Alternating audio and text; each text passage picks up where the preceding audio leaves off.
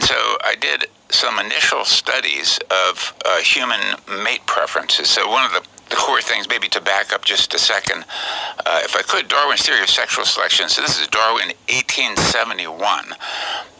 And it's one of the most brilliant and then unrecognized evolutionary theories in existence. So most people, when they think about evolution, they think about survival of the fittest, nature red in tooth and claw, and of course that's really what Darwin's first book on the origin of species was all about, survival, adaptations to survival. And he came up with this brilliant phrase called the hostile forces of nature, and that organisms have these adaptations to deal with these hostile forces of nature in order to survive. So there were basically threats from the environment, things like you fall off a cliff, you drown in the ocean, food shortages, threats from predators, the lions and tigers and bears, threats from parasites that can eat you from within.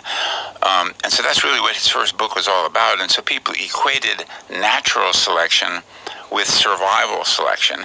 But there were, in fact, phenomena that Darwin could not explain on this theory. And he was very troubled by him. He noticed that something that all scientists do, scientists develop funds for their pet hypotheses, right, their pet theories. And so, but he noticed that he had a tendency to forget facts that were inconsistent with his theory of natural selection. And so he forced himself to write them down in a separate notebook because he didn't want to forget them. He was, so one was like the brilliant plumage of peacocks. And he asked, how could this weird structure possibly lead to a survival advantage? It's like, first of all, metabolically expensive, and it's like a neon sign to predators advertising fast food. How could this weird structure possibly have evolved? He even said in his notebook that the sight of a peacock gives me nightmares. He couldn't explain it on his theory of natural selection. And he also noticed other phenomena, sexual dimorphism, differences in the size, shape, morphology of males and females of the same species. And the reason this troubled him was because he thought, well, both sexes face the same survival problems, right? Both sexes have to eat, both sexes have to fend off predators, both sexes have to fend off parasites. So why would they differ in morphology, size, strength, etc.? And moreover, why would different species vary so dramatically? So you have like elephant seals, for example. Males are 4 times the size of females. Chimpanzees, less so, twice the size of females.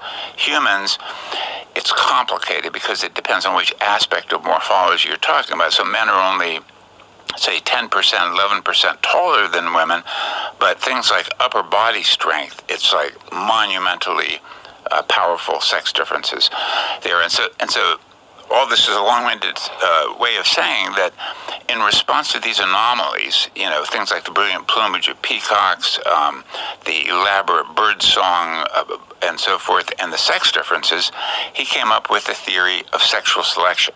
And sexual selection deals not with the evolution of characteristics that lead to survival advantage, but rather those characteristics that lead to a mating advantage. And he identified 2 causal pathways.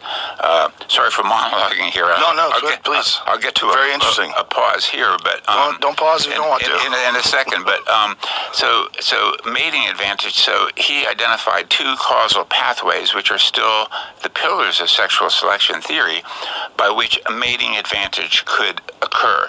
Okay, one is intrasexual competition or same-sex competition. So battles, the stereotype is 2 stags locking horns in combat, and the victor gains sexual access to the female. A loser ambles off with a broken antler, dejected, suffering low self-esteem, and needing psychotherapy from some of my clinical psychology colleagues, mate value rehabilitation therapy or something like that. And so the logic was very simple but very clear, and that is that qualities that led to success in these same-sex battles, what biologists call contest competition, those got passed on in greater numbers because of the sexual access that the victors gained. Qualities associated with losing the competition basically bit the evolutionary dust. And the logic of that Intrasexual competition is actually more general. So what I've described is what's called contest competition, where there's a literal physical battle, but it's more general in that, for example, with humans, we sometimes do contest competition. In fact, there's somewhat of a long evolutionary history of males doing these physical contests in warfare and sometimes within groups. But we also compete for status. And for competing for status gives you a mating advantage, but we don't necessarily have to fight. So I always say, like I teach at University of Texas, and all the time, and I previously taught at University of Michigan, Harvard University, Berkeley.